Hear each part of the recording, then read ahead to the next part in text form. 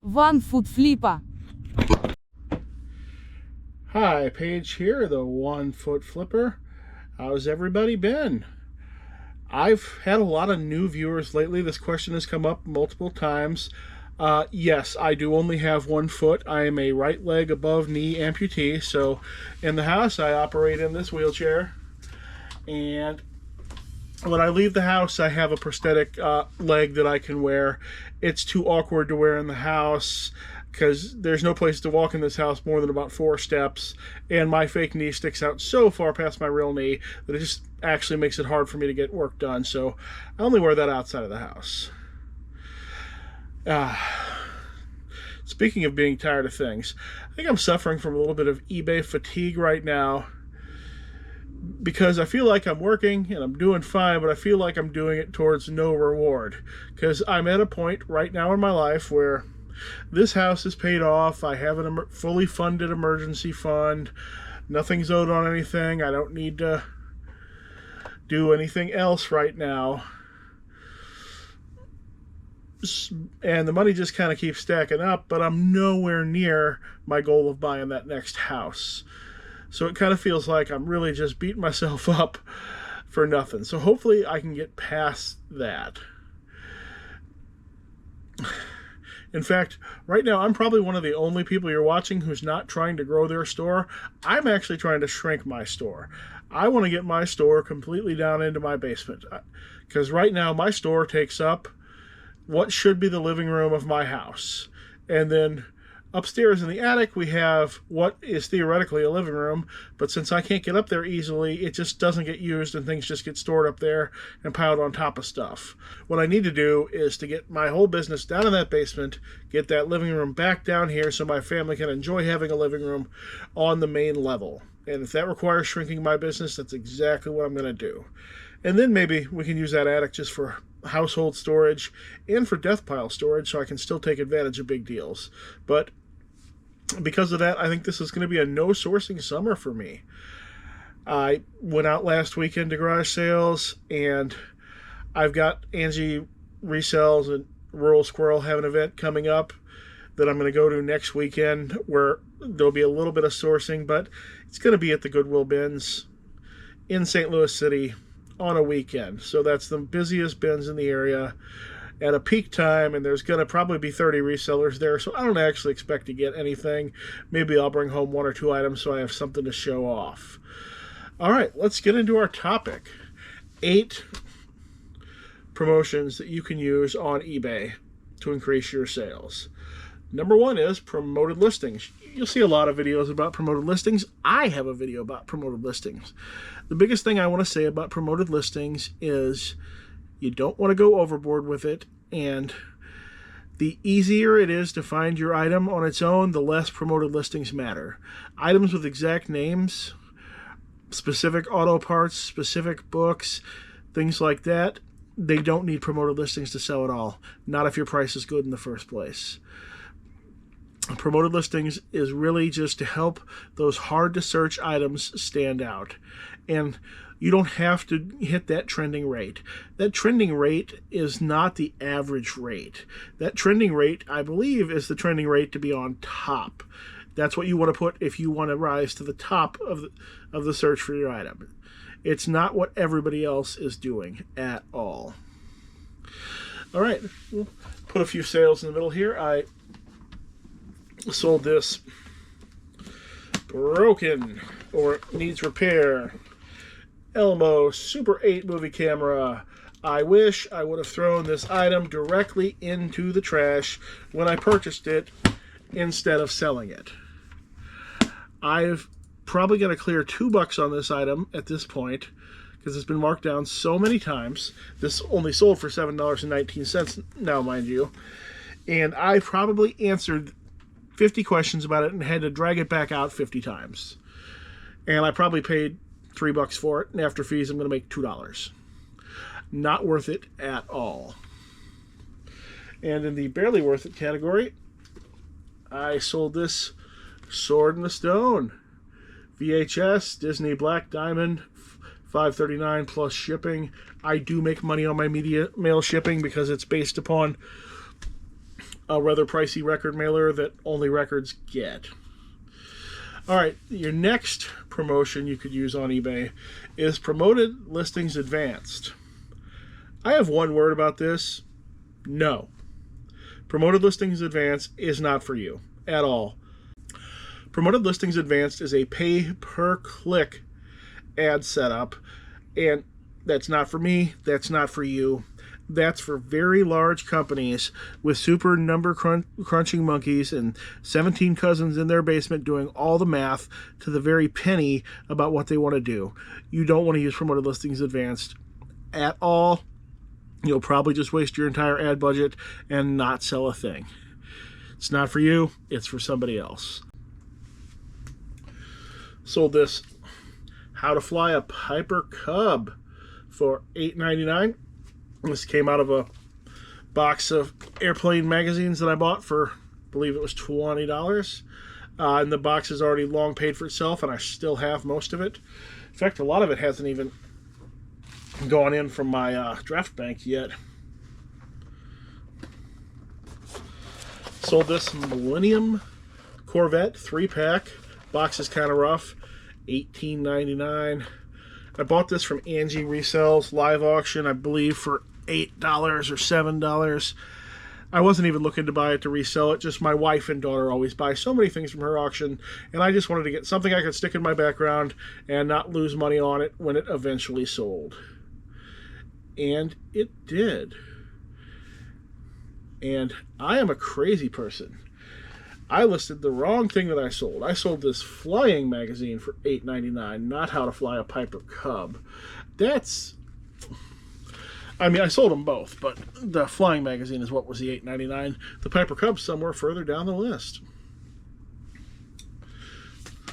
Sold Poco Rose of Cimarron, $5.99. All right, your next promotion you can use on eBay to increase your sales is Best Offer.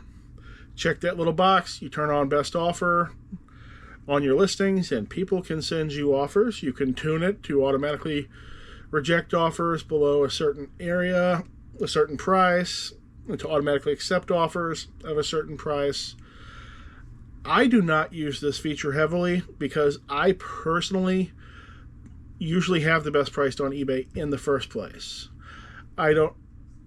And I firmly believe that Best Offer button tells all the more savvy buyers that you are absolutely willing to take less money for that item. And when I've already got the best price, I don't necessarily need to tell that customer that I'm absolutely willing to take less money. I only tend to use Best Offer on extremely difficult to price items or extremely rare items that otherwise I just really don't have a great idea on how to price. So at any given time, I'll probably only have Best Offer turned on 2 or 3 things. All right, I sold Fleetwood Mac English Rose, $17.99. I think this is a really early album when there was a lot of different band members at the time. The one track I listened to didn't sound anything like the Fleetwood Mac I know at all. Hey, first time in a month, it's a viewer sale. Viewer Chris, who's Helo's World on YouTube. I'll put a link to him down in the description. He's one of the best kept secrets on eBay YouTube, so really check his channel out.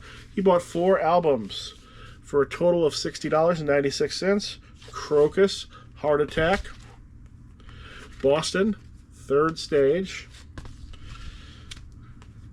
2 McCartney and Wings album, Band on the Run, and Back to the Egg. I like this one. It looks at first glance like they're looking into a pinball machine, but they're really looking down at Earth. And yeah, thanks, Chris. Please do check his channel out below. There's the Piper Cub. I sold the Piper Cub booklet for $6.36. A little bit less than I thought before. Next promotion you can use to increase your sales on eBay is Offer to Watcher. This is my absolute favorite promotion on eBay, period. I find it's the most effective one, and I use it every day, multiple times per day. You go in, and this is also one of the reasons why you don't want to use eBay on your phone. On eBay on your phone, you have to send these offers out one at a time. I send about 100 offers a day on average. Imagine how long that would take to send one at a time.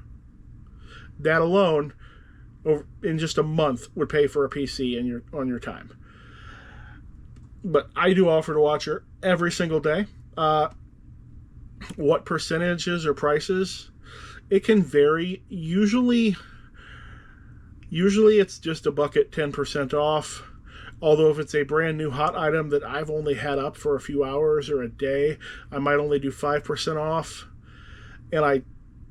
And some things I will not send an offer on at all if they have more of a commodity pricing, more of a situation where I absolutely know the next one that's going to sell on eBay is going to be mine, then I won't send the offer at all. But generally, otherwise, I send offers every time I am allowed to. No exceptions. I sold some train track. This Bachmann Big Hauler G-Scale 90-degree crossing, new, $23.99. That's from the big train parts buy that never really properly got its own video, just because I had no way to video the stuff. It was mostly in plain cardboard boxes. I didn't have room to spread it all out anywhere, so it just didn't get its own video. And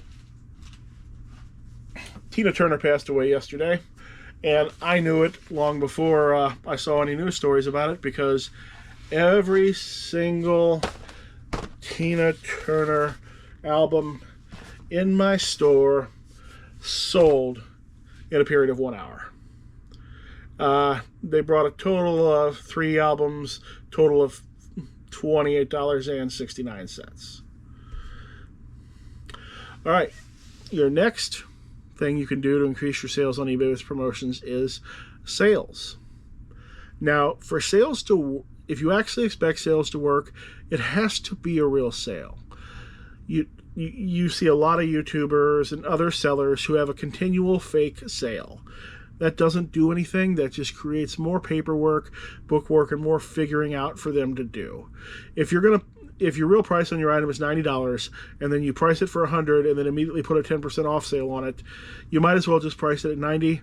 That fake sale is not helping you get sales. However, a sale on top of an already great price can really help move things. I recommend only using sales temporarily and sparingly. If it's Saturday night and you like to sell $1,000 a week and you're only at $500, turn that 10 or 15% sale on. Turn it on the whole store if need be. Just turn it on until the end of Sunday night, until you get to your goal. You can turn it back off after that. Nobody's making you have it up all the time. But just remember, for a sale to actually be functional, it's actually got to be a good deal. No fake sales. Looks even worse when you have bad prices and fake sales, and even with your fake 30% off sale, you're still 20% over market. It just makes your store look bad, and it does not bring sales. All right, the next thing you sold, Rocky Horror Picture Show, original soundtrack, $18.99. Sold some St. Louis Blues memorabilia. This binder has various things in it, but I really sold it based off the autographed Curtis Joseph photo that was inside. I didn't actually show the binder itself in the listing because it's in poor condition. I just showed the contents, and then I say we'll ship in a free binder.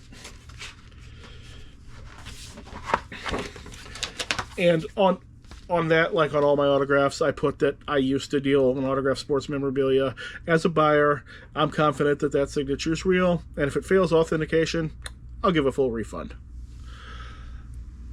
Something that has never happened yet. Ken Hensley of Uriah Heep, $5.99. It's an album. Next thing you can do, promotions on eBay to gain more money, is coupons. I found the effectiveness of coupons to be all over the place depending on the type of item that you have, the type of customers you have, and how large your store is. Most of the time, though, I find it's a very low hit rate on coupons. So the last thing you want to do is to price everything in your store taking into account some coupon that you have out there, because your customers mostly aren't going to find that coupon. They're not going to use that coupon. It can be right there in the listing saying use the coupon code to get 30% off, and most of them will not use it. All the fake coupon sale does is it buries your listing when everybody searches for price lowest first. It does not drive sales at all. That coupon has to be a bonus on top of what is already good prices and a good listing. Putting it as the baseline does not work. It's the sort of thing you see people who aren't good at eBay doing. All right. I sold a bag full of dice for $17 to Canada. Looks like there was 3 sets of polyhedral dice and a bunch of odds and ends.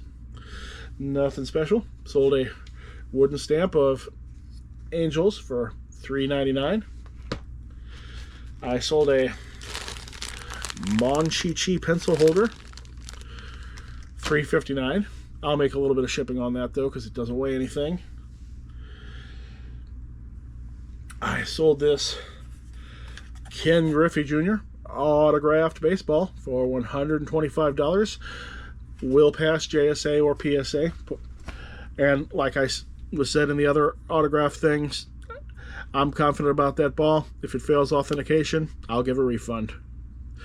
And in this case, it came from a family member who got it signed in person, so I'm pretty confident about it. And also the signature looks perfect. But even sometimes those family member stories don't always turn out to be true. Sometimes Aunt Betty remembers something wrong, or the story changes over the years as it filters through the family. But I was pretty confident on that one. Next, you've got your assorted promotions, your volume discount, your buy one, get one free, and your % off total orders. These also vary a lot by your customer type and your item type. I had a video before, and probably a month ago, I put 8,000 items in my store, buy one, get one free, and nobody noticed.